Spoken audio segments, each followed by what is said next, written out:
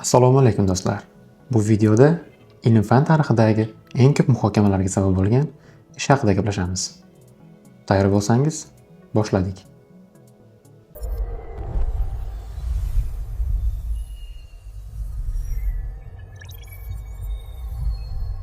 It's very disturbing, it's inappropriate. Oh, this is huge.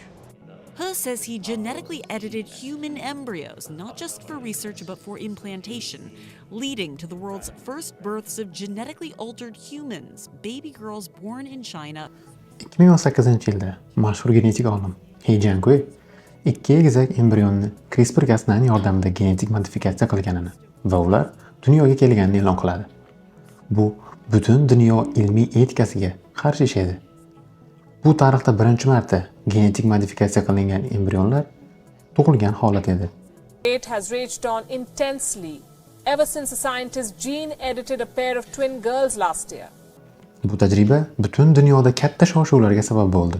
Chunki inson embrionidagi o'zgarishlar avlodlarga o'tadi.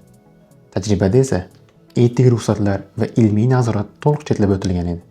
Chunki odamlar ustida bu kabi ilmiy tadqiqot o'tkazish taqiqlangan. Qanday ish amalga oshirilgan edi o'zi?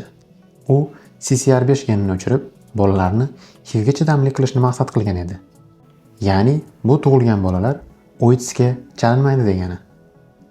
Ilmiy ishlar natijalariga ko'ra, nazariy jihatdan bu juda aniq ishlaydi. Ammo embrion darajasida bu juda xavfli. Off-target mutatsiyalar, mozaiklik, genomning uzoq muddatli barqarorligi, avlodlarga o'tuvchi noma'lum oqibatlar.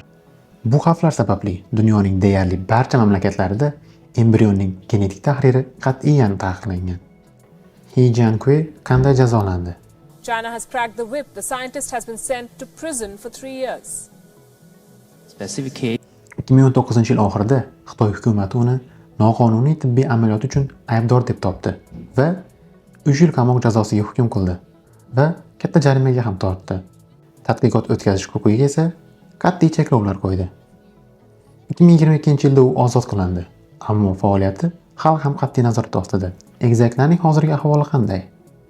Rasmiy ma'lumotlar maxfiy.